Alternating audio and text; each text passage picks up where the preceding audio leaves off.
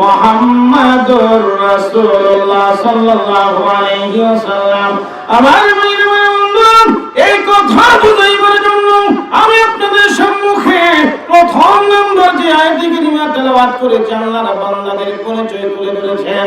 2 নম্বর আয়াত যে তেলাওয়াত করেছি, আল্লাহ রাব্বুল আলামিন বলেন, রে বান্দা, পাহাড় পরিমাণ গুনাহ করেছো, সমুদ্র পরিমাণ গুনাহ করেছো, তুমি ধ্বংস হয়ে গিয়েছো রে বান্দা বান্দিরা। ও বান্দা বান্দিরা, গুনাহ করতে করতে নিজেকে যারা বরবাদ করে দিয়েছো, আমি আল্লাহ রাব্বুল আলামিনের দরবারে তওবা করে ইস্তিগফার করো। আমি আল্লাহ রাব্বুল আলামিন তোমাদের জীবনের গুনাহগুলোকে maaf করে আমি গুনার পরিবর্তে নেকির দ্বারা পরিবর্তন করে দিতে পারি। করে বলেন ঠিক কি না? ইল্লা মান তাবা ওয়া আমানা ওয়া আমিলা সালিহান ফাউলাইকা ইউবাদদিলুল্লাহু সাইয়্যাতিহিম হাসানাত। জোরে কোন আল্লাহু আকবার। আল্লাহ রাব্বুল আলামিন বলেন, যারা তওবা করবে, মান লাজিমাল ইস্তিগফার জাআলা লাহু মিন কুল্লি যায়কিন মাখরাজা ওয়া মিন কুল্লি হাম্মিন ফারজা ওয়া রাযাকাহু মিন হাইসু লা ইয়াহতাসিব। اللهم صل على سيدنا ومولانا محمد وعلى آله وصحبه وسلم. شكر محبته بلغ العلا بكماله كشف الدجى بجماله حسنت جميع خصاله. صلوا عليه وعليه إلهي देखा दे हमें दियारे मदीना इलाही बना दे हमें गुबारे मदीना बलगल उला. शुक्र करके आवाज करी बिकमालिही كشف الدجى بجماله حسنت جميع خصاله. صلوا عليه وعليه لا إله إلا الله. لا إله إلا الله. لا إله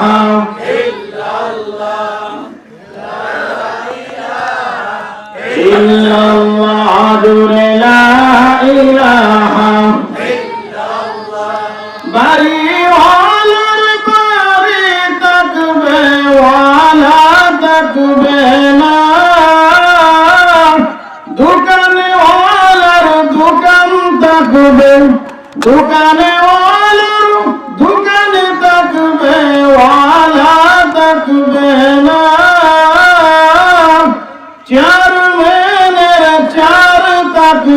ঠিক কিনা বলেন? এরকম বহু চেয়ার আছে, চেয়ারম্যান সাহেব নাই, ঠিক কিনা বলেন? আরো জোরে বলেন। চেয়ারম্যানের চার থাকবে, মেন থাকবে না।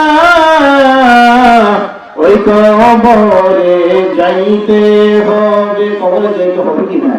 ওই কবরে যাইতে হবে, কেউ তো থাকতে পারবে না। লা ইলাহা ইল্লাল্লাহ.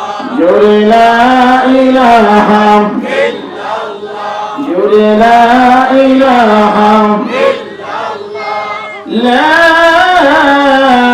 ইলাহা ইল্লাল্লাহ মুহাম্মাদুর রাসূলুল্লাহ সাল্লাল্লাহু আলাইহি ওয়াসাল্লাম। রসুলপুর দক্ষিণ পাড়া তাফসীরুল কোরআন মাহফিলের আজ তৃতীয় দিবসের মুহতারাম সভাপতি, মুহতারাম প্রধান অতিথি, দিগারে উলামায়ে কেরাম, মুরব্বিয়ানে ইসলাম, পর্দার অন্তরালের আমার অত্যন্ত শ্রদ্ধেয় মা ও বোনেরা, বিশেষ করে আমার অত্যন্ত প্রিয় বন্ধুবর মাওলানা মুফতি আশরাফুল ইসলাম বিলাল সাহেব দামাত বারাকাতুহুম, সকলের মহান আল্লাহ পাক রব্বুল আলামিনের দরবারে লক্ষ কোটি শুকর আদায় করি, যেই মহান আল্লাহ পাক রব্বুল আলামিন আমাদেরকে সৃষ্টির শ্রেষ্ঠ জাতি হিসাবে, আশরাফুল মাখলুক হিসাবে এবং এমন একজন নবীর উম্মত করে পাঠিয়েছেন, যেই নবী মক্কার জ্যোতি, মদিনার পথি, দুকুলের সাথী, ব্যথার ব্যথি, হযরতে আকায়ে নামদার, তাজদারে মদিনা, দুজাহানের সরদার আহমদ মুস্তাফা মুহাম্মদ রাসূলুল্লাহ সাল্লাল্লাহু আলাইহি ওয়াসাল্লামের উম্মত করে পাঠিয়েছেন।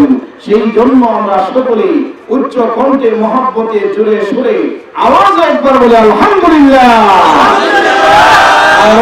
আলহামদুলিল্লাহ। কোন শীতের মধ্যে আমরা এসেছি, হয়তো এখানে যদি কেউ বলে যারা বাড়িতে বসে বসে সিগারেট খাচ্ছে, কেউ তামাক খাচ্ছে, কেউ সক্কা খেলছে, কেউ টেলিভিশনের পর্দার সামনে, কেউ দোকানে পাটে শাস্ত্রের মধ্যে বসে চা বানতেছে, তারা যদি মনে করে যে তারা লাভবান, এটা তাদের জন্য ভুল হবে, ঠিক কিনা বলেন?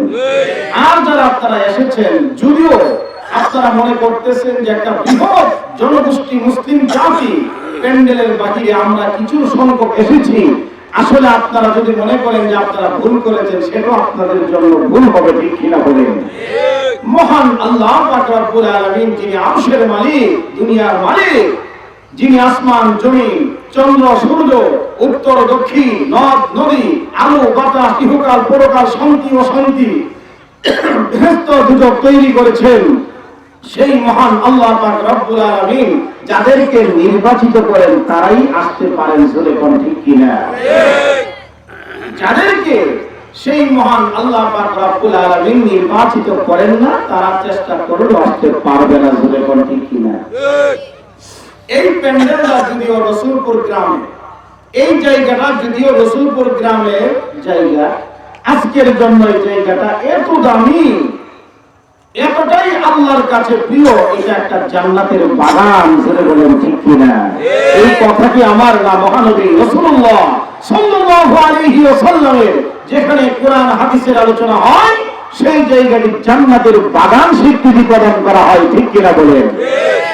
এই জায়গাটিতে রহমতের ফেরেশতারা বেষ্টন করে রেখেছে, কারণ এখানে মহান আল্লাহর মহান গ্রন্থ আল কোরআনুল কারীম এবং বিশ্বনবী মুহাম্মদ রাসূলুল্লাহ সাল্লাল্লাহু আলাইহি ওয়াসাল্লামের হাদিস থেকে আলোচনা এবং তাফসীর করা হয়, সেই জন্যই জায়গাটা দামি, এই জায়গাটা মহান আল্লাহর কাছে এত প্রিয়, জোরে কোন ঠিক কিনা? খারাপ লাগছে? কিছু কথা শোনার ইচ্ছা আছে? শোনার পরে কি আমল করার ইচ্ছা আছে, না শুনবেন শুধু চলে যাবেন? শোনার পরে কি আমল করবেন, না শুনবেন? শোনার পরে আমল করতে হবে, ওই নিয়তে শুনতে হবে, তাহলে এই ওয়াজ আপনার আমার জীবন পরিবর্তন করে দিবে, ঠিক কিনা বলেন? আর যদি আমরা শুনি আমল না করি, তাহলে কিয়ামত পর্যন্ত হায়াত পাবেন, যদিও পান, কিন্তু আপনি কোনো ফায়দা অর্জন করতে পাবেন না, শুধুমাত্র শুনতেই থাকবেন, কিয়ামতের মাঠে জাহান্নামী হয়ে যেতে হবে, ঠিক কিনা বলেন? শুনতে হবে আমলের নিয়তে।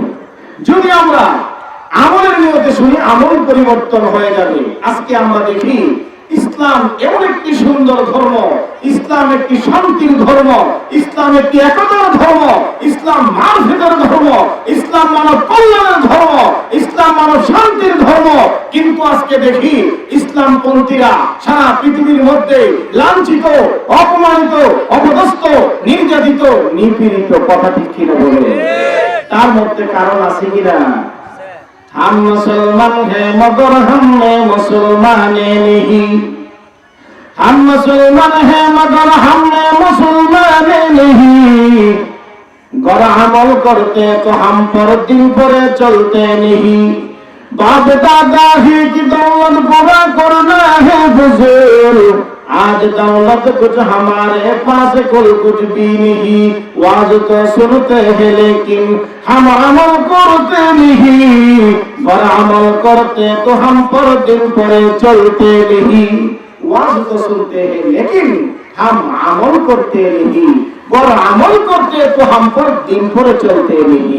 আসলে আজকে দেখি রাস্তাঘাটে যেখানে সেখানে এখন একটা মাহফিল বয়ান করে আসছি, রাস্তায় মাহফিল দেখলাম, কিন্তু এখনো মাহফিল, যেখান থেকে আসলাম সেখানেও মাহফিল, একটু সামনে গেলে আরো মাহফিল, মাইকের আওয়াজ শোনা যায়, কিন্তু মানুষের আমলে যত মাহফিল হচ্ছে মানুষের আমলের ততটা পরিবর্তন হচ্ছে না, ঠিক কিনা বলে?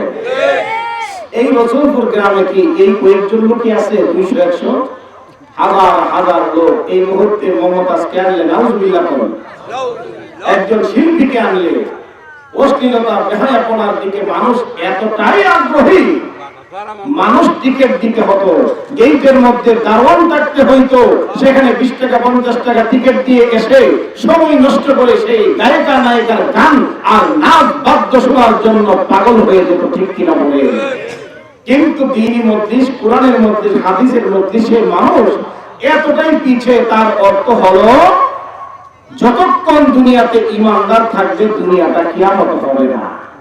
আর যখন মানুষ গাফেল হইতে হইতে এমন একটি পর্যায়ে চলে আসবে মানুষের ঈমান ধ্বংস হয়ে আল্লাহকে আল্লাহ বলে ডাক দেওয়ার মতো কেউ থাকবে না, তখন দুনিয়া ধ্বংস হয়ে যাবে, আসমান জমিন ভেঙে চুরমার হয়ে হাসরের ময়দান কায়েম হয়ে যাবে, ঠিক কিনা বলে? কারণ দুনিয়াটা আল্লাহ টিকিয়ে রেখেছেন একমাত্র ইমানদারদের কারণে, ঠিক কিনা? তো ইমানদারদের জন্য দুনিয়াটা রাখছেন আল্লাহ, ইমানদারদেরকে এত মহব্বত করেন, কিন্তু পক্ষান্তরে বেঈমানদের হাতে আল্লাহ রাজত্ব দান করেছেন, ঠিক কিনা বলেন? বর্তমান দুনিয়ার রাজত্ব কার হাতে? খারাপ লাগতেছে নাকি? বেঈমানদের হাতে। আমেরিকা যা বলে, লন্ডন যা বলে, ভারত যা বলে, চীন যা বলে, এরকম ভাবে রাশিয়া যা বলে আজকে তাই হচ্ছে, পৃথিবী সেদিকে মুখ দিচ্ছে, ঠিক কিনা বলেন? তারা কি মুসলিম দেশ? তাইলে বুঝা গেল আল্লাহ পাক কেন বেঈমানদেরকে এত ক্ষমতা দান করলেন, যে ইমানদার না থাকলে বেঈমানরা ধ্বংস হয়ে যাবে, আল্লাহকে আল্লাহ বলে ডাক দেওয়ার মতো না থাকলে দুনিয়া ধ্বংস হয়ে যাবে। তাইলে মুসলমানদের হাতে, আল্লাহওয়ালাদের হাতে, দিনদারদের হাতে, ইমানদারদের হাতে যেন আল্লাহ ক্ষমতা দান করেন নাই, বেঈমানদেরকে যেন রাজত্ব দান করেছেন, তার পিছনে রহস্য আছে কিনা কম? রসুলপুর গ্রামে আমি নিজেও কয়েকটা বিয়েতে অংশগ্রহণ করেছি। যখন আপনি বিয়ে করেছিলেন তখন আপনার বিয়ে বাড়ির মধ্যে আপনি তখন বর ছিলেন, বড় বর যাত্রী, বর মানে কি জামাই, ঠিক না? এখন বিয়ের অনুষ্ঠানের আয়োজন করা হয়েছে বুধবার, ডিক্লারেশন শেষ, বুধবার আসার পরে যদি জামাই বাবা যাইয়া বলে বিয়াই সাহেব আমার ছেলেটা তো বিয়েতে আসবে না, কেন? সে এই বিয়েতে রাজি না, তাইলে সামার বার্তা করি জোরে কম, কারণ 5টা গরু জবাই করেছে, লাল নীল হলুদ রং বেরঙের বাতির ব্যবস্থা করা হয়েছে, এবং 1টা 2টা 3টা গেটের ব্যবস্থা করা হয়েছে, ওয়েলকাম, স্বাগতম, আহলান সাহলান মারহাবা, এরকম স্বাগতম করে বিয়াই আপনার বাড়িতে তো আয়োজন, আমি এসেছি আমার দলবল নিয়া, 2-300 লোকের আয়োজন করছেন, খানাটা দিতে হবে, আমাদেরকে খানা দেন, বলে খাইতে আইছো, এমন ঘুষি দিব আমার দাঁড়া থাকতো না, ঠিক কিনা বলেন? তাইলে বোঝা গেল এই খানার মূল আয়োজনের মূল লক্ষ্য উদ্দেশ্য হলো আজকের নতুন জামাই, ঠিক কিনা? জামাই সাহেব একজন রসুলপুর গ্রামে আসবে, আর রসুলপুর গ্রামের মানুষেরা লাল নীল হলুদ রং বেরঙের বাতির ব্যবস্থা করেছে, ওয়েলকাম, স্বাগতম, আহলান সাহলান মারহাবা, খুশ আমাদের দেওয়া হয়েছে একজন জামাইয়ের জন্য। আর জামাইয়ের সঙ্গে যে আপনার নিমন্ত্রণ করেছেন 300 বরযাত্রী, জামাই যদি শ্বশুর বাড়িতে না যা, রসুলপুর গ্রামে না যা, 300 মানুষের খানা জুটবে না। নাকি আপনারা রসুলপুর গ্রামের মানুষ আবার মানবতা বেশি, আন্তরিকতা বেশি, মহব্বত বেশি, মায়া বেশি, আপনার মেয়েকে বিয়ে দিবেন, এখন জামাই আসলো না, বিয়ে হিসাবে এসে 300 লোক নিয়ে মারবেন না? আমি যদি আমার বাড়িতে আই সামা রাখতাম না, ঠিক কিনা বলে? কারণ হলো আজকের এই বিশাল আয়োজনটা জামাইয়ের জন্য, এখন জামাই একজন, বরযাত্রী 300 জন, ঠিক কিনা?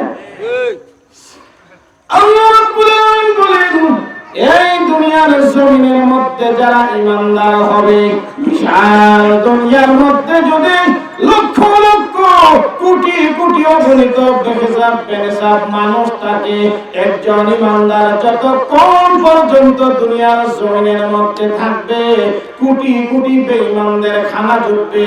আর যখন নাকি একজন ইমানদার সংখ্যাও যখন দুনিয়ার জমিনে থাকবে না, একজন ইমানদার না থাকার কারণে কোটি কোটি বেঈমান তো দূরের কথা, একজন বেঈমানের এক বেলা খানার ব্যবস্থা মহান আল্লাহ করবে না, ঠিক কিনা বলেন?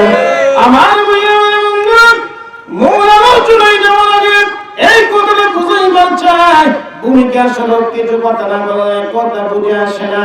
রসুলপুর গ্রামের মধ্যে আপনার মেয়েকে বিয়ে দিবেন, আপনি দাওয়াত করেছেন, বুধবার দিনে আপনার বাড়িতে জামাই আসবে, নতুন জামাই আসবে, তার জন্য লাল নীল হলুদ রং বেরঙের বাতির ব্যবস্থা করেছেন।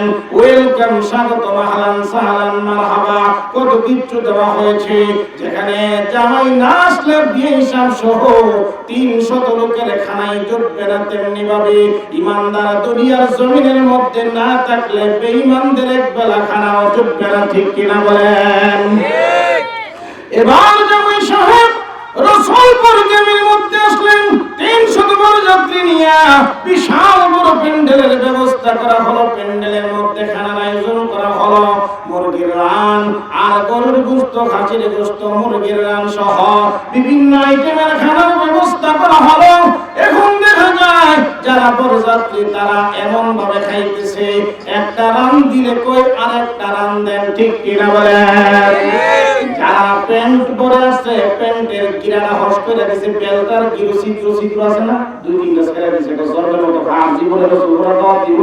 বরযাত্রী হিসাবে আছে 300 লোকের একজন, আমাদের খেয়াল রসুলপুর গ্রামে দাওয়াত দিব, জন্মের মতো না, ঠিক কিনা বলে?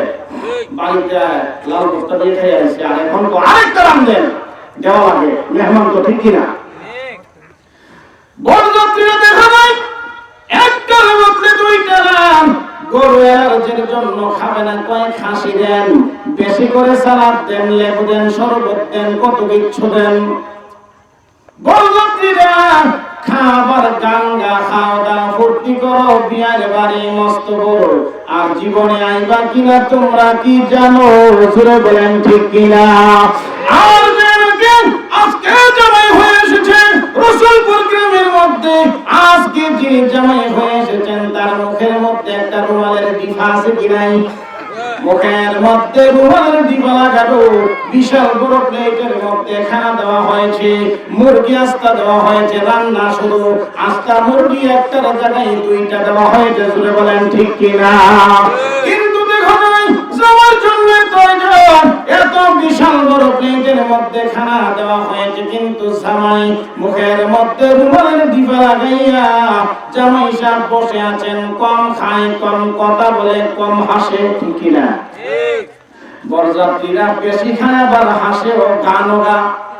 আর দেখা যায় জামাই সাহেব রসুলপুর গ্রামের মধ্যে এসে স্টেজে বসে রুমালের ডিফা লাগাই আছে, কম খা, কম কথা বলে, কম হাসে। জিজ্ঞেস করা হলো, ও জামাই সাহেব আপনার জন্য এত আয়োজন করা হলো, আপনার জন্য লাল দিন হলুদ রং বেরঙের বাতির ব্যবস্থা করা হলো, বিশাল বড় প্যান্ডেলের ব্যবস্থা করা হলো, আপনার জন্য ওয়েলকাম, স্বাগত, আহলান সাহলান মারহাবা দেওয়া হলো, আপনি কি জন্য কম খান, কম কথা বলেন, কম হাসেন? জামাই উত্তর দিবে, আমি এই জন্য কম হাসি, যদি আজকে বেশি হাসি রসুলপুর এলাকার লোকেরা বলবে এটা জামাইলা মাথা ভাতলা, ঠিক না? আর যদি বেশি কথা বলি তাইলেও বলবে এটা একটা ভাতলা মানুষ, ঠিক কিনা? বেকুফ, বেশি কথা বেকুফ বলে সালা করতে না, ঠিক কিনা বলে? আর যদি বেশি খাই, যদি আজকে এলাকার লোকেরা বলবে এটা জামাইলা রাক্ষস, আস্তা মুরগি গিলে ফেলতেছে, ঠিক কিনা বলেন? এই জন্য কম খাই, কম কথা বলি, কম হাসি। তিনি বলতেছেন আমি আজকে খাওয়ার জন্য আসি নাই, ভোগ বিলাসের জন্য আসি নাই, আজকে আমি এসেছি রসুলপুর গ্রামে এই ভদ্রলোকের বাড়ির মধ্যে বাড়িওয়ালার সঙ্গে সুসম্পর্ক করার জন্য, আত্মীয়তা করার জন্য। আজকে যদি আত্মীয়তা হয়ে যায়, আগামী ভবিষ্যতে রসুলপুর গ্রামের মুরগি আমারই পেটে হজম হবে। ঠিক কি বলেন? আমার বন্ধুরা, যে সমস্ত মানুষ ঘরে বসে আছে, যে সমস্ত মানুষ গাফিল হয়ে আছে, একটু চিন্তা করে দেখুন। ইমানদারদের ধারণা হলো এই দুনিয়ার জমিনের মধ্যে খাওয়ার জন্য আসি নাই, ভোগ বিলাসের জন্য আসি নাই, আনন্দ উল্লাসের জন্য আসি নাই, হাসি তামাশার জন্য আসি নাই। এই দুনিয়ার জমিনের মধ্যে, এই দুনিয়াতে এসেছি, এই দুনিয়ার বাড়িওয়ালার নাম হলেন আল্লাহ। জোরে বলেন কি?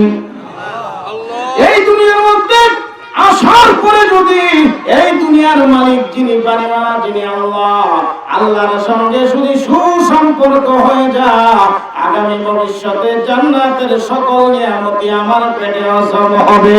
ঠিক কি বলেন? আর ভাইরা, আমার বন্ধুরা, আর যারা বেঈমান, যারা কাফের, যারা মুশরিক, যারা নাস্তিক, যারা ইহুদি এবং যারা মুসলমানদের মধ্যে 14 নম্বরের মুসলমান, তারা নামাজ পড়ে না, রোজা রাখে না, হজ করে না, যাকাত দেয় না, হায়া পড়ার মধ্যে লিপ্ত রয়েছে, তাদের ধারণা হলে দুনিয়ার জমিনের মধ্যে এসে আর আসবো না, খাও দাও ফুর্তি করো, এই দুনিয়া মস্ত বড়, আর জীবনে আইবা কিনা তোমরা কি জানো? জোরে বলেন ঠিক কিনা?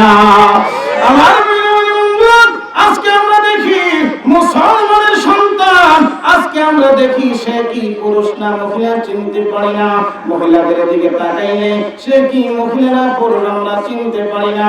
কারণ মহিলাদের চুল বাধ্যতামূলক লম্বা হওয়া উচিত, মহিলাদের জন্য বুরকা পর্দা বাধ্যতামূলক করা উচিত। কিন্তু আজকে রাস্তাঘাটে দেখা যায় বুকরা তো দূরের কথা, চুলগুলো বক ছেটে ছেটে রাস্তায় হাঁটে উলঙ্গ নারীরা। বলে ঠিক কি না? কিছু পুরুষ আছে, কিছু যুবক ছেলেরা আছে যারা রাস্তাঘাটে তাদের চুলগুলোকে এত লম্বা করে, নবীজি যেরকম সুন্নত তরিকায় চুল রাখার জন্য বলেছেন, সেই সুন্নতের মধ্যে শান্তি, সেই সুন্নতকে বিসর্জন দিয়ে এমন চুল রাখে, দেখলে মনে হয় মহিলাদের চুল। ঠিক কিনা বলে? এরকম সুন্দর লোক আসেনি? নারী মিশা কথা বলতেছে, আমার নগরে অনেক পড়ছে, লম্বা লম্বা চুল আছে কি নাই? তাহলে সমাজে শান্তি আসবে? নবীর আদর্শ আর সুন্নাত ছাড়া সমাজে কখনো শান্তি আসবে না। আজকে মুসলমান লাঞ্ছিত কেন, অপমানিত কেন, অপদস্থ কেন, নির্যাতিত কেন, নিপীড়িত কেন? সারা বিশ্বে মুসলমান মার খাচ্ছে, একমাত্র মুসলমান তার মুসলমানিত্ব রক্ষা না করে ইহুদি খ্রিস্টানদের চাল চলন তার দিনে ঢুকিয়ে তারা বেহায়াপনার মধ্যে লিপ্ত হয়ে গেছে। জোরে বলেন ঠিক কিনা? আগের মতো শান্তি তো ভাই এখন পাওয়া যায় না। মানুষ সব পাল্টে গেছে, পাল্টে না তো জমানা হয়। মানুষ সব পাল্টে গেছে, জমানা ঠিকই আছে, জমানা ঠিকই আছে, মানুষ সব পাল্টে গেছে। ঠিক কিনা বলেন? চুলগুলো হাঁটু হাঁটু, শর্ট প্যান্ট সাঁটু সাঁটু, সাঙ্গেলা চুকে তাহার যেন হলো জমিদার। মর্যাদা পায়ে দিয়ে কাঁধে এক ব্যাগ নিয়ে ছুটে দিলে বৃষ্টি, হাসে শুধু পিক পিক। ওদিকে গেল দু চোখ, মনে হলো ভদ্রলোক। কাছে গিয়া দেখি ভাইরে পুরুষ মানুষ না, এটা হলো অঙ্গ পাড়ার মিসেস জরিনা। হায় আল্লাহ, এটা হলো অঙ্গ পাড়ার মিসেস জরিনা। হে আগের মতো শান্তি তো ভাই এখন পাওয়া যায় না। মানুষ সব পাল্টে গেছে, পাল্টে না তো জমানা হয়। মানুষ সব পাল্টে গেছে, জমানা ঠিকই আছে, জমানা ঠিকই আছে, মানুষ সব পাল্টে গেছে। ঠিক কি বলেন? লম্বা লম্বা আছে চুল, কানেতেও আছে দুল। এরকম ছেলে দেখছেন নি? কানে জিনিস কিনছে আসেনি? এটা কি নবীর সুন্নাত? এটা কি নবীর সুন্নাত? নবীর আদর্শ? লম্বা লম্বা চুল, লম্বা লম্বা আছে চুল, কানেতেও আছে দুল, হাতেতে সোনার চুড়ি, চিকন ফিতার ফুল, পাঞ্জাবি গায়ে দিয়ে হাতে মোড়ানো, লম্বা ওড়নাটা কাঁধে আছে ঝুলানো, হেঁটে চলে আঁকা বাঁকা যেন হলো নায়িকা। কাছে গিয়া দেখি হাইরে মাইয়া মানুষ না, এটা হলো অঙ্গপাড়ার মিস্টার সোহেল রানা, এটা হলো অঙ্গপাড়ার মিস্টার সোহেল রানা। হে আগের মতো শান্তি তো ভাই এখন পাওয়া যায় না। মানুষ সব পাল্টে গেছে, পাল্টে না তো জমানা হয়। মানুষ সব পাল্টে গেছে, জমানা ঠিকই আছে, জমানা ঠিকই আছে, মানুষ সব পাল্টে গেছে। বাস্তবে ঠিক আছে কিনা কথা বলে? আমার এই জন্য আজকে মুসলমান লাঞ্ছিত, অপমানিত, অপদস্থ, নির্যাতিত, নিপীড়িত। কথা ঠিক আছে কি না? জোরে বলেন লা ইলাহা ইল্লাল্লাহ, জোরে লা ইলাহা ইল্লাল্লাহ, লা ইলাহা ইল্লাল্লাহ, লা ইলাহা ইল্লাল্লাহ, লা ইলাহা মুহাম্মাদুর রাসূলুল্লাহ, জোরে লা ইলাহা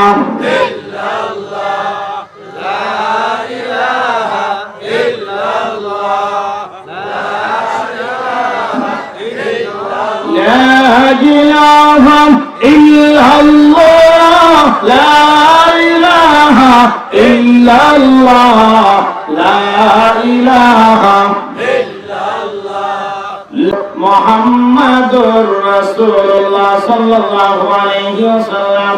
আমার এই কথা বুঝাইবার জন্য আমি আপনাদের সম্মুখে প্রথম নম্বর যে আয়াতে কারিমা তেলাওয়াত করেছি, আল্লাহর বান্দাদের পরিচয় তুলে ধরেছেন। 2 নম্বর আয়াত যে তেলাওয়াত করেছি, আল্লাহ রাব্বুল আলামিন বলেন, রে বান্দা, পাহাড় পরিমাণ গুনাহ করেছো, সমুদ্র পরিমাণ গুনাহ করেছো, তুমি ধ্বংস হয়ে গিয়েছো রে বান্দা বান্দিরা। ও বান্দা বান্দিরা, গুনাহ করতে করতে নিজেকে যারা বরবাদ করে দিয়েছো, আমি আল্লাহ রাব্বুল আলামিনের দরবারে তওবা করে ইস্তিগফার করো। আমি আল্লাহ রাব্বুল আলামিন তোমাদের জীবনের গুনাহগুলোকে maaf করে আমি গুনার পরিবর্তে নেকির দ্বারা পরিবর্তন করে দিতে পারি। করে বলেন ঠিক কি না?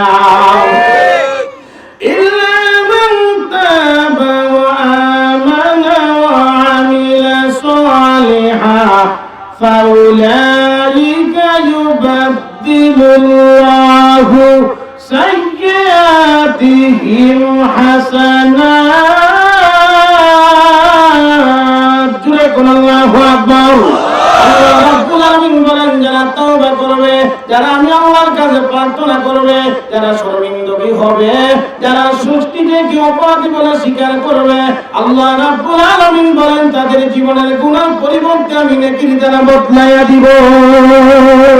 এই ক্ষমতা আল্লাহর আছে না? আমেরিকার ঘুষের ফোন লাগবে যে আপনি যদি কোন তাইলে তার নেকি বদলায়া, মানে বদলায়া নেকির দ্বারা পরিবর্তন করে দেব। কাউকে জিজ্ঞাসা করার দরকার আছে? সর্বময় ক্ষমতার মালিক কে? আল্লাহ। বলেন কে? এই রসুলপুর গ্রামের প্রত্যেকটি মানুষকে ক্ষমা করে দেওয়ার ক্ষমতা মহান আল্লাহ আছে, ঠিক কিনা? যদি আমরা আজকের মাহফিলকে মূল্যায়ন না করি, কিয়ামতের মাঠে সেটাও জবাব দিতে হবে, ঠিক কিনা বলেন? আলহামদুলিল্লাহ, এখানে বসার পর থেকে মাঠ প্রায় ভরপুর হয়ে যাচ্ছে। আশা করি কিছুক্ষণের মধ্যে ইনশাআল্লাহ মানুষের ইনশাআল্লাহ ঢল নামবে। আমার ভাইয়ের, আমার বন্ধুরা, আমরা ছিলাম না, আমরা থাকবো না। এই দুনিয়ার জমিনের মধ্যে আমরা যে আছি, এই দুনিয়ার জমিনে কার আইন চলবে? জোরে কন, আর জোরে বলেন কার? আমরা যদি আজকে আল্লাহর আইনকে বাস্তবায়ন না করি, তাহলে দেখা যাবে এই দেশে শুধু আমরা বলি 95% মুসলমানের দেশ, এই স্লোগানে কাজ হবে না, ঠিক কিনা বলেন? আল্লাহর আইন মতো যদি না চলে, তাহলে এই মুসলমান আবার লাঞ্ছিত হবে, মিয়ানমারের মতো হবে, ধ্বংস হয়ে যাবে, ঠিক কিনা বলেন? আর যদি আমরা আল্লাহর আইন মানতে পারি, আমাদের মুসলমানদের হুঙ্কারে বাতিলরা, রামার বামরা এমন ভাবে পালাতে বাধ্য হবে, বঙ্গোপসাগর ছাড়া কোনো পথ দেখবে না, ঠিক কিনা বলে? আমরা কি মুসলমান হয়ে মরতে চাই? আল্লাহর বান্দা, প্রিয় বান্দা হয়ে মরতে চাই না বেঈমান হয়ে মরতে চাই? করে বলেন। তাইলে মুসলমান হয়ে মরতে গেলে মুসলমানের মুসলমানিত্ব ধরে রাখতে হবে। মুসলমান কাকে বলা হয়, আল্লাহর প্রিয় বান্দা কাকে বলা হয়, সেই রাস্তা, সেই পথ, সেই মতে চলতে হবে, ঠিক কিনা বলে? কিছু কথা শুনতে রাজি আছেন তো ইনশাআল্লাহ? আমার ভাই, আমার বন্ধুরা, তাওবা এমন একটা জিনিস, তওবার মাধ্যমে আল্লাহ তার পিছনের গুনাহগুলোকে এমন ভাবে মাফ করেন যেন তার মায়ের গর্ভ থেকে এই মুহূর্তে যে শিশুটা ভূমিষ্ঠ হয়েছে সে যেরকম নিষ্পাপ, আল্লাহ বলেন তওবার মতো তওবা যদি করতে পারেন, তার তওবার পরে সে সেরকম ভাবে নিষ্পাপ হয়ে যায়। মহান আল্লাহ পাক রব্বুল আলামিন তওবাকে এত পছন্দ করেন, তওবাকে আল্লাহর কাছে এত প্রিয় মনে করেন। যখন আমরা ছিলাম না, দুনিয়া তৈরি হয়েছে, আসমান জমিন তৈরি হয়েছে, জান্নাত জাহান্নাম রেডি রয়েছে, ওই মুহূর্তে আল্লাহ পাক রব্বুল আলামিন সমস্ত ফেরেশতাদেরকে ডেকে এনে বলেছেন, হে ফেরেশতাগণ, আমি দুনিয়ার জমিনের মধ্যে মানব জাতি তৈরি করতে চাই, খলিফা নিযুক্ত করতে চাই। ফেরেশতারা বলেছেন যে আল্লাহ, ওয়া নাহনু নুসাব্বিহু বিহামদিকা ওয়া নুকদ্দিসু লাক, হে আল্লাহ, আমরাই তো তোমার হামদ, না তারিফ, প্রশংসা, তোমার গুণগান করি, তোমার ইবাদত করি, মানব জাতির প্রয়োজনটা কি? এই কথা কে বলছে? এটা ফেরেশতারা বলছে। কে বলছে? তাইলে বোঝা গেল ফেরেশতাদের ইচ্ছা ছিল না যে আমরা দুনিয়াতে আসি, ঠিক কিনা বলেন? তো ফেরেশতাদের ইচ্ছা ছিল না। আল্লাহ পাক যখন বলেছেন, কোরআন শরীফের মধ্যে আছে, وَإِذْ قَالَ رَبُّكَ لِلْمَلَائِكَةِ إِنِّي جَاعِلٌ فِي الْأَرْضِ خَلِيفَةً, আমি দুনিয়াতে খলিফা নিযুক্ত করতে চাই, মানব জাতি তৈরি করতে চাই। তখন ফেরেশতারা যখন বলেছে, আল্লাহ, এরা দুনিয়ার জমিনের মধ্যে গেলে মারামারি করবে, কাটাকাটি করবে, হিংস্রতা করবে, যুদ্ধ হাসাদ করবে, রক্তাক্ত ঘটাবে, তুমি এদেরকে পাঠায় না, কারণ আমরাই তো তোমার গুণগান করি। আসলে ফেরেশতারা আল্লাহর গুণগান করে কিনা? ফেরেশতারা আল্লাহর ইবাদত করে কিনা? এমন ফেরেশতা আছে রুকুর মধ্যে আছে সুবহান রাব্বিয়াল আযীম, সুবহান রাব্বিয়াল আযীম, কিয়ামত পর্যন্ত রুকুর মধ্যেই তাসবিহ করতে থাকবেন, করোনা সুবহানাল্লাহ। এমন ফেরেশতা রয়েছে যেই ফেরেশতা সিজদারত অবস্থার মধ্যে রয়েছে, কিয়ামত পর্যন্ত সিজদার মধ্যেই থাকবেন, করোনা সুবহানাল্লাহ। এমন ফেরেশতা আছে যে ফেরেশতার যে দায়িত্ব কিয়ামত পর্যন্ত পালন করতেছেন, আমাদের দায়িত্ব তো এতটা কঠিন না, ঠিক কিনা? চারজন ফেরেশতা, আজরাইল, জিবরাইল, মিকাইল, ইসরাফিল, আজরাইল, শ্রেষ্ঠ ফেরেশতা, ঠিক কিনা? ইসরাফিল আলাইহিস সালাতু ওয়াস সালামকে আল্লাহ সিংহায় ফু দেওয়ার জন্য রেডি করে রাখছেন। যখন আল্লাহ আদেশ করবেন ইসরাফিল আলাইহিস সালাতু ওয়াস সালাম, ফাইযা নুকিরা ফিন নাকুর ফাযালিকা ইয়াওমাইযি ইয়াওমুন আসীর আলাল কাফিরিনা গায়রু ইয়াসীর, যখন ইসরাফিলকে সিংহায় ফু দেওয়ার জন্য বলবেন, দুনিয়া ধ্বংস হয়ে কিয়ামতের মাঠ কায়েম হয়ে যাবে, ঠিক কিনা? তো দুনিয়াটা কখন ধ্বংস হবে, কখন কিয়ামত হবে, ইসরাফিল কি জানে? জানে? আমাদের নবী জানে? জানে না। কেন? কোরআনে প্রমাণিত আছে, ইয়াসআলুনাকা আনিস সাআতি আইয়ানা মুরসাহা, এটা কোরআনের কথা না, আমার কথা। আল্লাহ বলে দিয়েছেন, ইয়াসআলুনাকা আনিস সাআতি আইয়ানা মুরসাহা,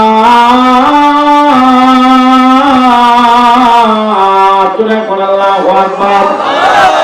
কখন কিয়ামত হবে প্রশ্ন করা হয়েছে। আল্লাহ রাব্বুল আলামিন বলেছেন, ও হাবিব বিশ্বনবী মুহাম্মদ রাসূলুল্লাহ সাল্লাল্লাহু আলাইহি ওয়াসাল্লাম, আপনার কাছে প্রশ্ন করতে পারে কখন কিয়ামত হবে। এই প্রশ্নের জবাবে রাসূল কি বলবেন? আল্লাহ জানায়া দিলেন, কুল ইন্নামা ইলমুহা ইনদা রাব্বি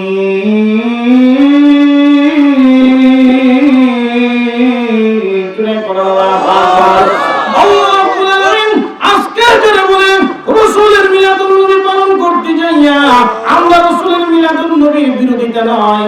আল্লাহর নবী দুনিয়াতে আগমন করেছে, সেটা শান্তির সংবাদ, এটা খুশির সংবাদ, তার চেয়ে প্রিয় আর কিছু হতে পারে না। আমার আপনার নবী, বিশ্ব নবী দুনিয়ার জমিনের মধ্যে আগমন করেছেন, কিন্তু বুঝতে হবে মিলাদুন নবী কাকে বলা হয়, সিরাতুন নবী কাকে বলা হয়। মিলাদুন নবী হলো একদিনের ইতিহাস, আর সিরাতুন নবী হলো রাসূলের 63 বছরের ইতিহাস। জুড়ে বলেন ঠিক কিনা? সিরাতুন নবী হলো 63 বছরের ইতিহাস। এর মধ্যে একটা হলো নবুয়ত প্রাপ্ত হওয়ার পরে, আর একটা হলো নবুয়তের আগে 40 বছর, আর 23 বছর হলো নবুয়ত প্রাপ্তর পরে। ওইটা হলো দুই প্রকার, মক্কি জিন্দেগি, মদনী জিন্দেগি। জুড়ে বলেন ঠিক কিনা? নামাজ ফরজ হয়েছে, মেরাজ হয়েছে রাসূলের সিরাতুন নবীর ভিতরে না, মিলাদুন নবীর ভিতরে। জুড়ে বলেন, যদি আমরা আজকে মিলাদুন নবী করি আর সিরাতুন নবী বিভাগ দেয় তাইলে নামাজের প্রতি মহব্বত আসবে না, নামাজ জানবে না। আজকে আমরা দেখি নামদারি যারা সুন্নি দাবি করে মিলাদুন নবীর জিলাপি খায়, এদের মুখে পর্যন্ত দাড়ি নাই, নামাজ পড়ে না, রোজা রাখে না, তারা বলে যে আমরা সুন্নি জামাতের সেক্রেটারি। জুড়ে কোন ঠিক কিনা? এমন গরম সুন্নি আসেনি দুনিয়াতে। আমার বন্ধু এই কথাটা বোঝাইবার জন্য এদিকে বলেন আল্লাহর নবী আলিমুল গায়ব না, আল্লাহর নবীকে আল্লাহ ইলমে গায়বের অধিকারী দেন নাই, সেই জন্য নবী ছোট হয়ে যান নাই, সেই জন্য নবী ছোট হন নাই।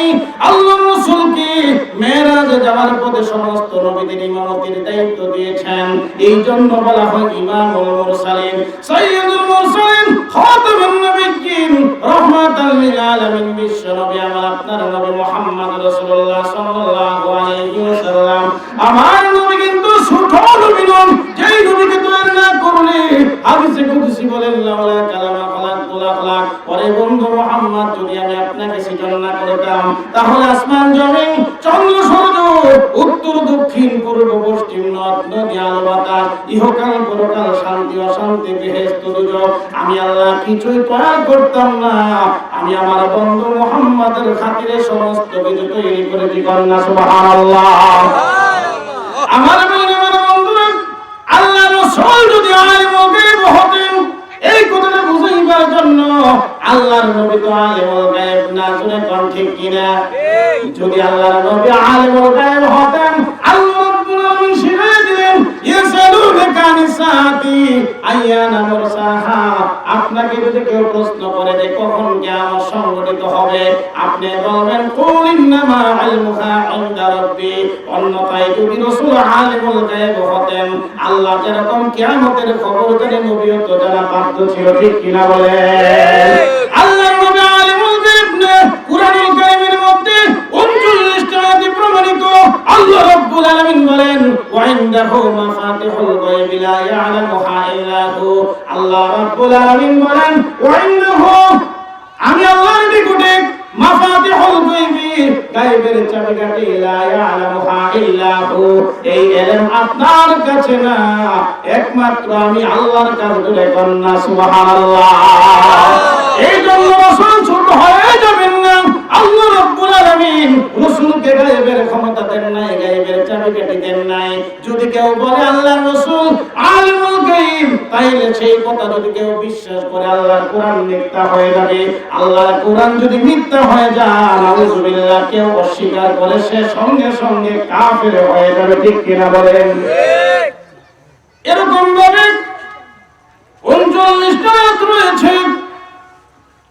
আল্লাহ রাব্বুল আলামিন বলে দিয়েছেন আল্লাহর নবী আলিমুল গায়ব না। যদি আল্লাহর নবী আলিমুল গায়ব হতেন, আল্লাহ রাব্বুল আলামিন কেন বলেছেন ইয়াসালুনাকা আনিস সাআত?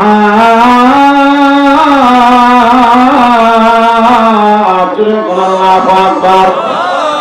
ও বিশ্বনবী মুহাম্মদুর রাসূলুল্লাহ সাল্লাল্লাহু আলাইহি ওয়াসাল্লাম, আপনাকে যখন প্রশ্ন করা হয় কিয়ামত কখন সংঘটিত হবে, নবী বলবেন কুল ইন্নামা, বলেন আপনি ইলমুহা ইনদা রাব্বি, কিয়ামতের ইলম মহান আল্লাহর কাছে, আমি রাসূল বলতে পারি না। জোরে কন্না সুবহানাল্লাহ।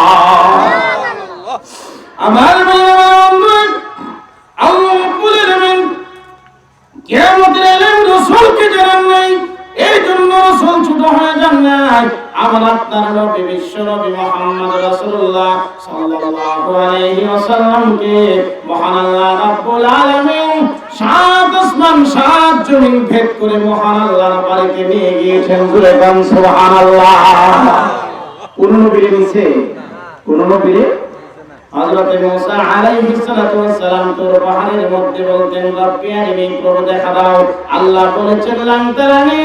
মুসা আলাইহিস সালাম বললেন দৈনিক 1000 বার সওয়াল করে প্রশ্ন করে জবাব পাই, তোমার সঙ্গে দৈনিক 1000 বার কথা বলি, ও রব্বুল আলামিন তোমার সঙ্গে দেখা করতে চাই, রব্বি আরিনি দেখতে চাই। আল্লাহ বলেছেন কিয়ামত হয়ে যাইতে পারে, কিন্তু আপনার চক্ষু দিয়ে আমি আল্লাহকে দেখতে পারেন না। চলে কোন ঠিক কিনা? হযরত মুসা আলাইহিস সালাম বারংবার বলেছেন রব্বি আরিনি, আল্লাহ দেখা দাও, আল্লাহ বলেছিলেন তারানি, কিন্তু আমার আপনার নবীকে আল্লাহ রাব্বুল আলামিন নবী কোনদিন বলেন নাই। আল্লাহ বলেছেন সুবহানাল্লাযী আসরা বিআবদিহি লাইলাম মিনাল মাসজিদিল হারাম। আল্লাহু আকবার। লাইলাম মিনাল মাসজিদিল হারাম ইলাল মাসজিদিল আকসা।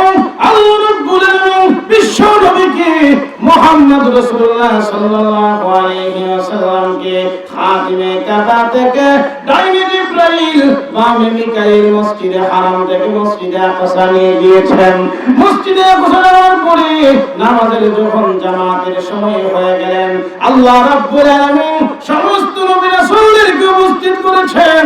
আদম সফিউল্লাহ হইতে ঈসা রূহুল্লাহ পর্যন্ত সমস্ত নবী রাসূলরা উপস্থিত। জিবরাইল আযান দিলেন, নামাজের জামাতের জন্য ইন্তজার করতেছেন। আল্লাহর নবীকে জিবরাইল বলেন, আল্লাহর রাসূল আপনি আজকের ইমামতির জন্য কার জন্য অপেক্ষা করতেছেন গো রাসূল? ও আল্লাহর হাবিব বিশ্ব নবী মুহাম্মদ রাসূলুল্লাহ সাল্লাল্লাহু আলাইহি ওয়াসাল্লাম, আজকের তো বিশাল জামাতের ইমামতি আপনি নবী ছাড়া কার পক্ষে সম্ভব হবে না? আল্লাহু আকবার। আমার আপনার নবীকে এত সম্মান দিয়েছেন, এত মর্যাদা দিয়েছেন, জিবরাইল সামনের দিকে রাসূলকে হাত বাড়িয়ে দিলেন। আল্লাহর নবী ইমামতি করেছেন, এই জন্য বলা হয় ইমামুল মুরসালিন। সেখান থেকে আল্লাহ সাত আসমান সাত জমিন ভেদ করে আল্লাহর বাড়িতে নিয়েছেন, ঠিক কিনা বলেন? মেরাজ যাওয়ার সময় আল্লাহর নবী তাকে দেখে ইসরাফিল সিংহায় ফু দেওয়ার জন্য দাঁড়িয়ে আছেন। তিনি তখন চিনেন নাই। জিবরাইলকে জিজ্ঞাসা করলেন, জিবরাইল এই লোকটিকে এমন ভাবে দাঁড়ায় আছে, চোখের পাতি পর্যন্ত ফেন না, এমন ভাবে মনোযোগ যেন সামনে কিছু দেখেন না, এমন ভাবে তাকিয়ে আছেন লোকটিকে। জিবরাইল বলেন, আল্লাহর রাসূল তিনি হলেন হযরত ইসরাফিল আলাইহিস সালাতু ওয়াস সালাম। তিনি সিংহা নিয়ে দাঁড়ায় আছেন, কখন আল্লাহর হুকুম হয় কিয়ামতের জন্য। আল্লাহু আকবার। আল্লাহর নবী বলেন, আসসালামু আলাইকা ইয়া ইসরাফিল। আল্লাহর নবী সালাম দিলেন, ইসরাফিল সালামের জবাব নেন না। আসসালামু আলাইকা ইয়া ইসরাফিল। দুই নম্বর সালাম দিলেন, ইসরাফিল সালামের জবাব নেন না। আসসালামু আলাইকা ইয়া ইসরাফিল। তিন নম্বর সালাম দিলেন, কিন্তু ইসরাফিল সালামের জবাব নেন না। আল্লাহর নবী রাগান্বিত হলেন, জিবরাইলের মাধ্যমে জানায়া দিলেন, ইসরাফিল ইসরাফিল কে সালাম দিচ্ছে তোমাকে জানি? তিনি হলেন বিশ্বনবী মুহাম্মদ রাসূলুল্লাহ সাল্লাল্লাহু আলাইহি ওয়াসাল্লাম। আল্লাহ রাব্বুল আলামিন জিবরাইলের মাধ্যমে জানায়া দিলেন, আমার বন্ধু মেরাজের মধ্যে থাকবেন, রাস্তার মধ্যে থাকবেন, ভ্রমণে থাকবেন, ভ্রমণে এমন অবস্থায় আমি আল্লাহ রাব্বুল আলামিন কিয়ামতের হুকুম দিব না। ইসরাফিলকে জানায়া দাও। যখন জানায়া দিলেন, ইসরাফিল বললেন, ওয়া আলাইকুমুস সালাম ইয়া রাসূলুল্লাহ সাল্লাল্লাহু আলাইহি ওয়াসাল্লাম। সালামের জবাব দিলেন, ও ইয়া রাসূলুল্লাহ, ও আল্লাহর হাবিব প্রথম নম্বর সালাম দিয়েছেন, আমি শুনেছিলাম জবাব দেই নাই, বিয়াদবি মাফ করবেন গো রাসূল, জানেননি। দুই নম্বর সালাম দিয়েছেন, জবাব দেই নাই, বিয়াদবি মাফ করবেন, আপনি জানেননি। তিন নম্বর সালাম দিয়েছেন, আমি সালামের জবাব দিয়েছি আল্লাহর রাসূল। ও আল্লাহর রাসূল, আল্লাহ রাব্বুল আলামিন বলেছেন, আমি কিয়ামত কখন হবে জানি না, কখন আল্লাহ হুকুম দিবেন তাও জানি না, সকালে দিবেন না সন্ধ্যায় দিবেন, রাত্রে দিবেন না দিনে দিবেন, গ্রীষ্মকালে দিবেন না বর্ষাকালে দিবেন, কখন দিবেন, কোন সময়ে কিয়ামত হবে, আল্লাহর হুকুম যদি অমান্য হয়ে যায়, আমি যদি আপনার সালামের জবাব নিতে চাই, ওই সময়ে যদি আল্লাহর হুকুম জারি হয়ে যায়, সেকেন্ড কাল বিলম্ব হয়ে গেলে আমি আল্লাহর দরবারে জবাবদিহি করতে হবে। যেই মাত্র জানতে পারলাম আপনি হলেন বিশ্বনবী মুহাম্মদ রাসূলুল্লাহ সাল্লাল্লাহু আলাইহি ওয়াসাল্লাম, যখন আল্লাহ বলে দিয়েছেন জিবরাইলের মাধ্যমে আপনাকে মেরাজের ভ্রমণে রেখে আল্লাহ রাব্বুল আলামিন কিয়ামতের হুকুম দিবে না, এই কথাটা জানার পরে আমি রাসূল গো আপনার সালামের জবাব দিয়েছি, বিয়াদবি মাফ করবেন। জোরে বল সুবহানাল্লাহ। আমার বন্ধু, ফেরেশতারা কেমন দায়িত্ব পালন করেন বলতেছিলাম, যেই ফেরেশতা রুকুর মধ্যে রয়েছে, কিয়ামত পর্যন্ত রুকুতে থাকবেন, সিজদায় রয়েছে, সিজদায় থাকবেন। আর আমার আপনাকে আল্লাহ রাব্বুল আলামিন 5 ওয়াক্ত নামাজের জন্য বলেছে। সারা দিন এবং সব সময় আপনাকে আমাকে আল্লাহর ইবাদতে থাকার জন্য বলা হয় নাই, ঠিক কি না বলে? আমরা এখন দেখা যায় 5 ওয়াক্ত নামাজ পর্যন্ত করি না, তাইলে ফেরেশতারা আমাদের চাইতে বেশি ইবাদত করেও সৃষ্টির শ্রেষ্ঠ না আমরা শ্রেষ্ঠ বলে কয়? ফেরেশতারা কোনো গুনাহ করে না, ঠিক কি না? শুধু নেই, শুধু বান্দা, শুধু আল্লাহর হুকুম পালন করে। আমার আপনার ডানে বামে দুজন ফেরেশতা আছে কিনা? কিরামান কাতিবিন, ঠিক কি না বলেন? ভালো করেন না মন্দ করেন, রাতে করেন না দিনে করেন না, বাথরুমে করেন না বাহিরে করেন, সকালে করেন না সন্ধ্যায় করেন, প্রত্যেকটি আমলনামা তারা লিখতেছেন, আল্লাহর দরবারে উপস্থাপন করবেন। যাররা পরিমাণ ফামাইয়া আমাল মিসকালা যাররাতিন খায়রান ইয়ারা ওয়া মাইয়া আমাল মিসকালা যাররাতিন শাররান ইয়ারা। যদি সামান্য পরিমাণ যাররা থেকে যাররা নেক আমল করেন, এই নেক আমলটা যেরকম ভাবে দেখায়া দিবে, আর যদি সামান্য পরিমাণ বদ আমল করেন কিয়ামতের মাঠে দেখায়া দিবে। সেই ক্ষমতা আছে কিনা আল্লাহ জোরে কর। আমরা সব সময় আল্লাহর ভয় এবং তওবা ইস্তেগফার চালু রাখতে হবে, কখন যে মৃত্যুর সময় হয়ে যায়, ঠিক কি না? মৃত্যু আসার আগে ফোন দিব নাকি যে রসুলপুর গ্রামে আজরাইল ঢুকতেছে, ঠিক কি না?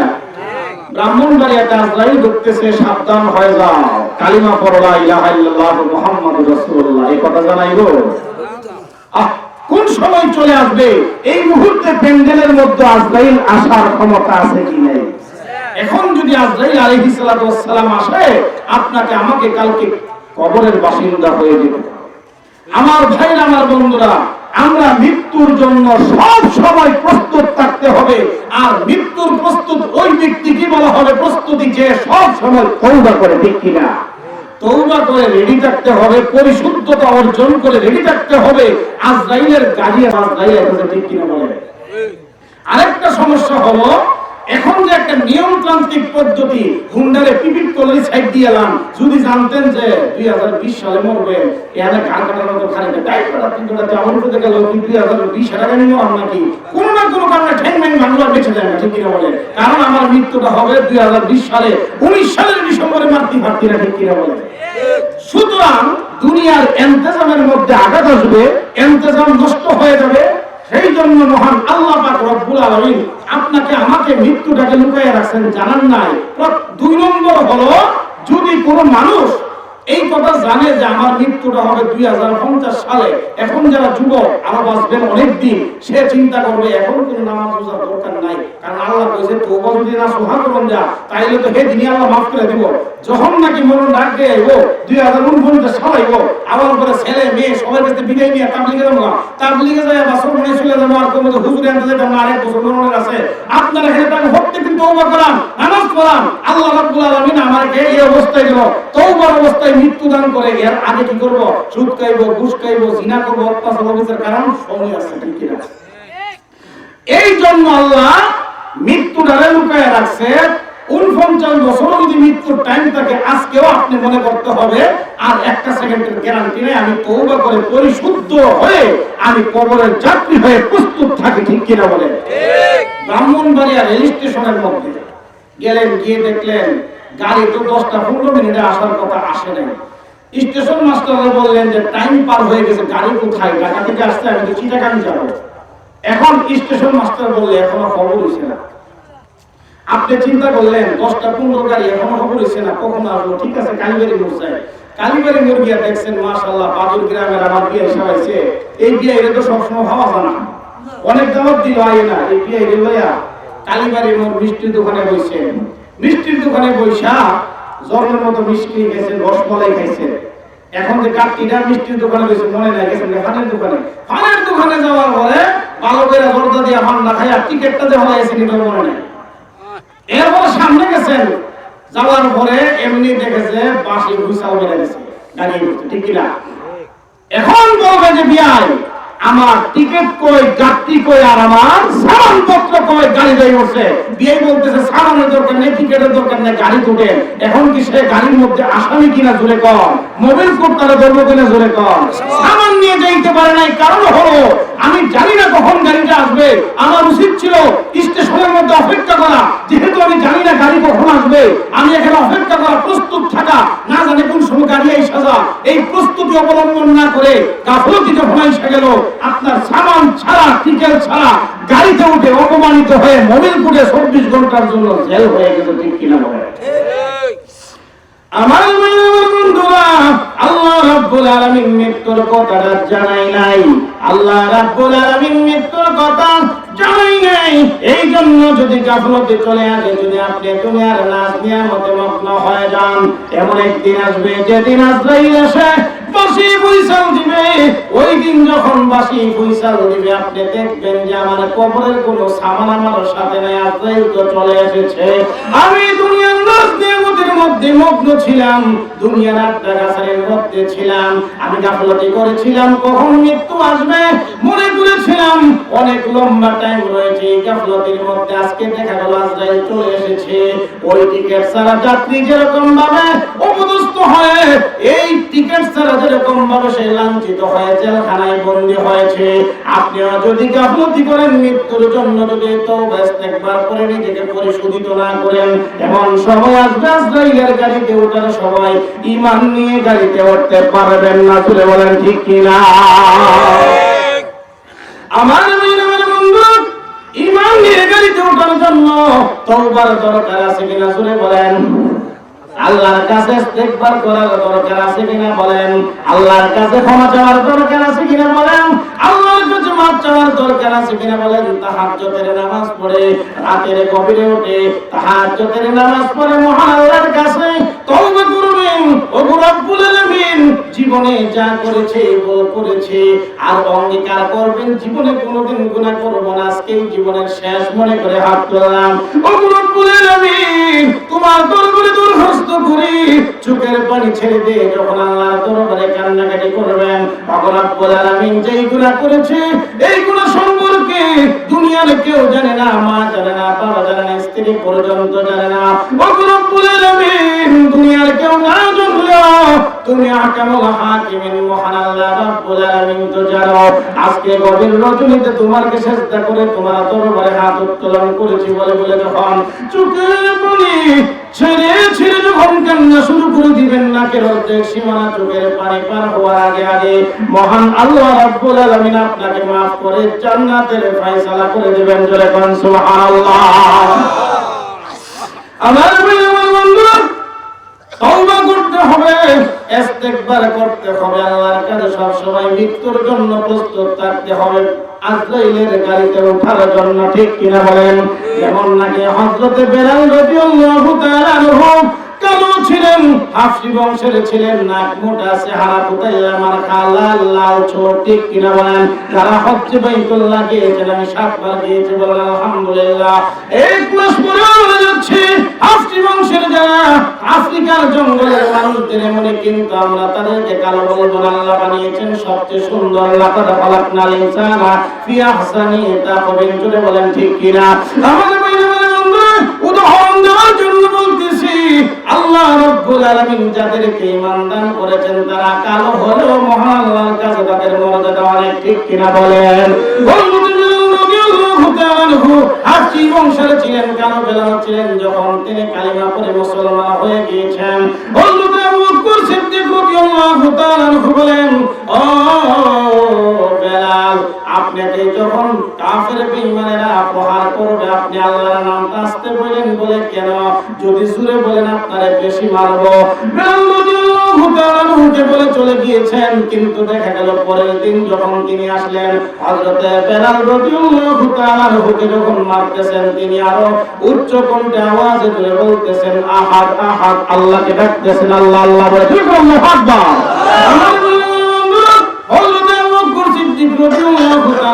বলেন, রে বেলাল, আমি বলেছিলাম, আপনাকে বলেছিলাম আপনি আস্তে আস্তে আল্লাহকে দেখার জন্য আপনি চলে বলেন, কারণ কি?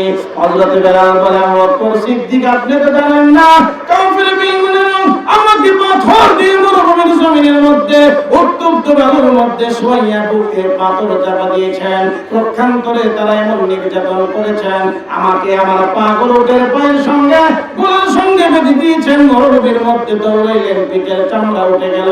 এমন নির্যাতন করেছেন, আমার জিহ্বাটাকে গাছের সঙ্গে দিয়া ব্যাগ মেরেছে, কিন্তু আমি আল্লাহর জিকির বন্ধ করি নাই, কিন্তু উচ্চকণ্ঠে বলেছি আহাদ আহাদ আহাদ। আল্লাহ হযরত বেলাল রাদিয়াল্লাহু তাআলা আনহুকে জিজ্ঞাসা করা হলো, আপনি আসতে বলেন না কেন, তাইলে তো তারা নির্যাতন কম করবে। তিনি বলেন যে আমাকে অত্যাচার করেছে, অত্যাচারের যে আঘাত আমার মধ্যে যে লেগেছে, আমি যখন আল্লাহর নামটা উচ্চকণ্ঠে আওয়াজে বলি, অত্যাচারের মার পিঠে আঘাতের ব্যথা আমি এক বেলালের গায়ে লাগে না। জোরে কন্যা সুবহানাল্লাহ। আমাকে এত কষ্ট দেওয়া হয়েছে, রক্ত ঝরতেছে, পেরাক মেরে দিয়েছে, জিহ্বা ছিদ্র করে দিয়েছে, সহ্য করতে পারতাম না। তখন যখন আমি আল্লাহর নামের জিকির করতাম, আমি আল্লাহর নামের জিকির আরম্ভ যত জোরে করি, দেখা গেল আমার জিহ্বা ছিদ্রর ব্যথাটা আমি ভুলে যাই। জোরে কন্যা সুবহানাল্লাহ। এত কষ্ট করেছেন, ইসলাম গ্রহণ করার পরে আল্লাহ তার প্রতিদান দিয়েছেন। তিনি কাছে যখন আজরাইল আসলেন, আল্লাহ বলেছেন, ওরে বেলাল, আল্লাহ জিবরাইল হযরত আজরাইলকে পাঠিয়ে দিলেন, বলে আজরাইল যাও, আমার বেলালের সময় শেষ, আমার বেলালকে যাইয়া তুমি বলবো আমি আল্লাহ রাব্বুল আলামিন বেলালকে মহব্বত করে ভালোবাসি, আমি আল্লাহ রাব্বুল আলামিন আমার বেলালকে সালাম দিয়েছি। জোরে কোন সুবহানাল্লাহ। আজরাইল এসে গেলেন, বেলালকে ডেকে বলতেছেন, ও বেলাল, আমি আজরাইল এসেছি, আপনি রেডি হয়ে যান। আসসালামু আলাইকা ইয়া বেলাল রাদিয়াল্লাহু তাআলা আনহু। কি বলতেছেন, আল্লাহ আপনাকে সালাম দিয়েছে আর বলেছে আল্লাহ নাকি আপনাকে ভালোবাসে। আমি আজরাইল এসেছি, বেলালকে বোঝার বাকি নেই, সময় শেষ হয়ে গেছে। বেলাল রাদিয়াল্লাহু তাআলা আনহু বলেন, আজরাইল, আল্লাহ যাকে ভালোবাসে, আল্লাহ তাকে ভালোবাসেন, আর মৃত্যুর সময় যদি দরখাস্ত করে মহান আল্লাহ তাআলা দরখাস্ত মঞ্জুর করেন। ঠিক কিনা বলেন? এবার আজরাইল বলতেছে, বেলাল রেডি হয়ে যান, প্রস্তুত হয়ে যান, আপনাকে আল্লাহ ভালোবাসে। এই জন্য আবার বললেন না আগামী বৈশাখ মাসে আইসো, আগামী জানুয়ারি মাসে আইসো, আজকে চলে যাও। না না, সময় নাই, রেডি হয়ে যান। বেলাল বলেন, এই কথা বলবো না, আমি আগে থেকে মৃত্যুর জন্য রেডি হয়ে আছি। জোরে কোন সুবহানাল্লাহ।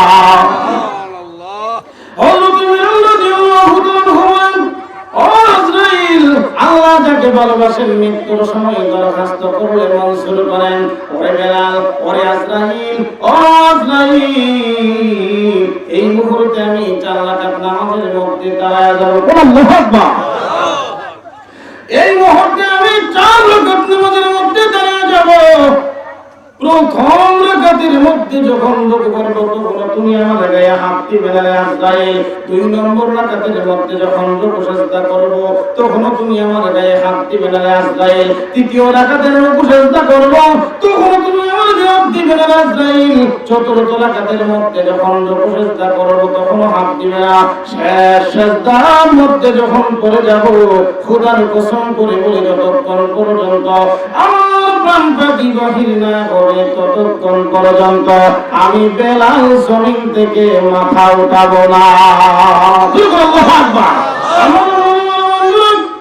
আল্লাহর কাছে তওবা করে আল্লাহর কাছে মৃত্যুর জন্য কিভাবে প্রস্তুত থাকবেন সাহাবায়ে কেরামগণ।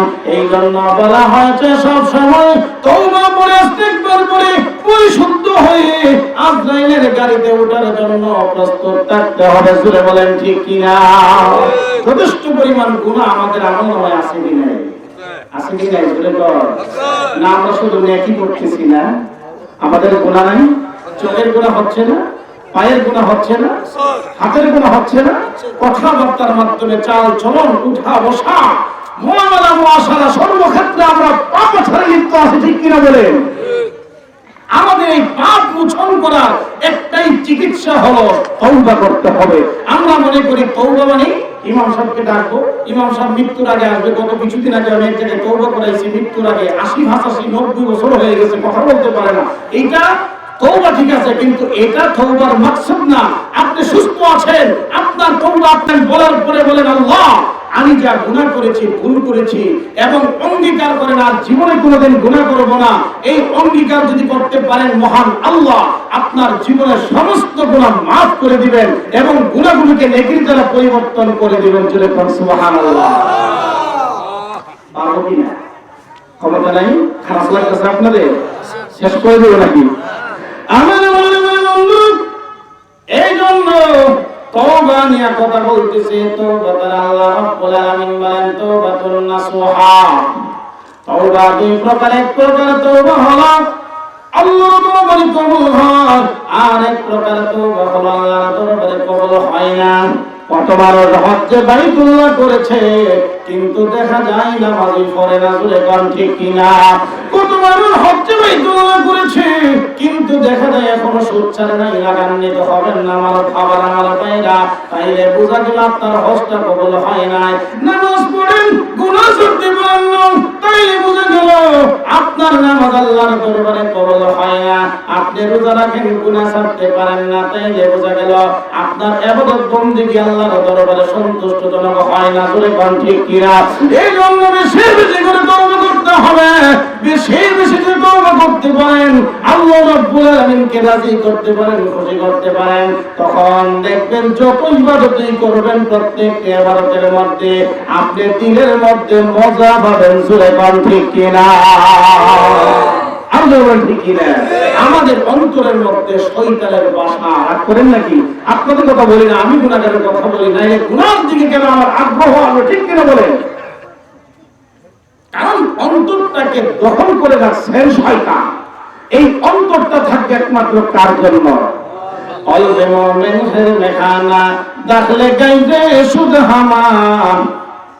কলবে মুমিন হে মেখানা দাখলে গাইবে সুদ হারাম। একজনের আবাদ শহর আকদে দাদন কইরাত, একজনের আবাদ শহর আকদে দাদন কইরাত। একজন কবি বলেন এই কলবটা আল্লাহর জন্য, এই কলবটা শুধুমাত্র একমাত্র আল্লাহর জন্য। যেমন নাকি একজন মহিলা একই সাথে দুইজন স্বামী গ্রহণ করা হারাম, একজন মুমিনের কলবের মধ্যে আল্লাহর মহব্বত থাকবে, দুনিয়ার পাপাচারের মহব্বত থাকবে, হতে পারে না। জোরে কোন ঠিক কিনা? নামাজ পড়ে রোজা রাখে হজ করছে, আবার শাস্ত্রের মধ্যে বসে বসে টেলিভিশন দেখে, ঠিক কিনা বলে? তাই বোঝা গেল তার দিলের মধ্যে নামাজ পড়তে দিল বলতেছে, এই দিল ধরে আবার টেলিভিশনের দিকে করে কেটে নাউজুবিল্লাহ। তাইলে বোঝা গেল একটা কলবের মধ্যে আল্লাহর মহব্বত ছাড়া দুনিয়ার মহব্বত, টেলিভিশনের মহব্বত, নাচ গানের মহব্বত, সিনার মহব্বত, নাউজুবিল্লাহ, এইসব হতে পারে না। শুধু আল্লাহর জন্যই কলবটা রিজার্ভ থাকবে, সেই ব্যক্তিকে আল্লাহর বান্দা বলা হবে, মুমিন বলা হবে, ঈমানদার বলা হবে। জোরে বলে ঠিক কিনা? যখন বেশি বেশি তওবা করবেন তখন আপনার কলবটা আল্লাহর জন্য রুজু হয়ে যাবে, জঙ্গলে উঠে যাবে, কোন দুনিয়ার চাকচক্যর দিকে সেই কলবটা ধাবিত হবে না। কোন ঠিক কিনা? আমার ভাইরা বন্ধুরা, এই জন্য বেশি বেশি করে তওবা করতে হবে। তওবা করার জন্য কোন ইমাম সাহেব লাগবে না, কোন মুয়াজ্জিন লাগবে না, বড় আলেমের দরকার হবে না। আপনি তওবা করতে পারেন। রাতের গভীরে উঠে তাহাজ্জুদের নামাজ পড়ে নামাজের মুসল্লায় বসে আল্লাহর নবী উপলব্ধিগুলোকে সামনে রেখে মহান আল্লাহর কাছে মাফ চাইবেন। আল্লাহ রাব্বুল আলামিন আপনার তওবা কবুল করবেন, আপনার জীবনের গুনাহগুলো নেকির দ্বারা বদলাইয়া দিবেন। জোরে কোন ঠিক কিনা? আল্লাহর রাসূল বিশ্বনবী মুহাম্মদ রাসূলুল্লাহ সাল্লাল্লাহু আলাইহি ওয়াসাল্লাম যখন তবুকের যুদ্ধের মধ্যে যাচ্ছেন, আল্লাহর রাসূল যখন যুদ্ধের মধ্যে রওনা হয়ে গেলেন, দুইজন সাহাবী, একজনের নাম হযরত সাঈদ ইবনে আব্দুর রহমান, আরেকজন সাহাবীর নাম হলেন সালেবাতুল আনসারী রাদিয়াল্লাহু তাআলা আনহু। আল্লাহর নবী তবুকের যুদ্ধের মধ্যে রওনা হয়ে গেলেন। আল্লাহর নবী সাঈদ ইবনে আব্দুর রহমানকে সঙ্গে নিয়ে রওনা হয়ে গেলেন। আর সাঈদ ইবনে আব্দুর রহমান রাদিয়াল্লাহু তাআলা আনহু হযরত সালেবাতুল আনসারী রাদিয়াল্লাহু তাআলা আনহুকে দায়িত্ব দিলেন, ও সালেবাত, আমি যুদ্ধের ময়দানে চলে যাচ্ছি, আমার সংসারের দেখশন করিও। অনেক কামাবো এগুলো ঢুকে গেছে। লা ইলাহা ইল্লাল্লাহ জুড়ে লা ইলাহা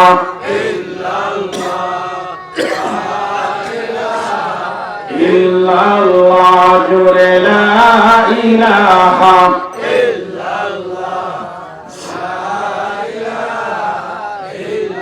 لا إله إلا الله لا إله إلا الله لا إله إلا الله لا إله إلا الله لا إله محبتي لا إله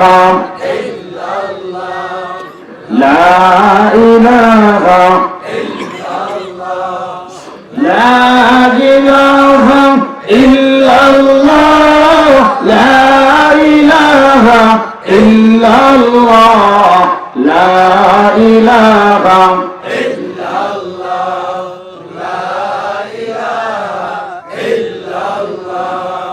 لا إله إلا الله لا إله إلا الله لا إله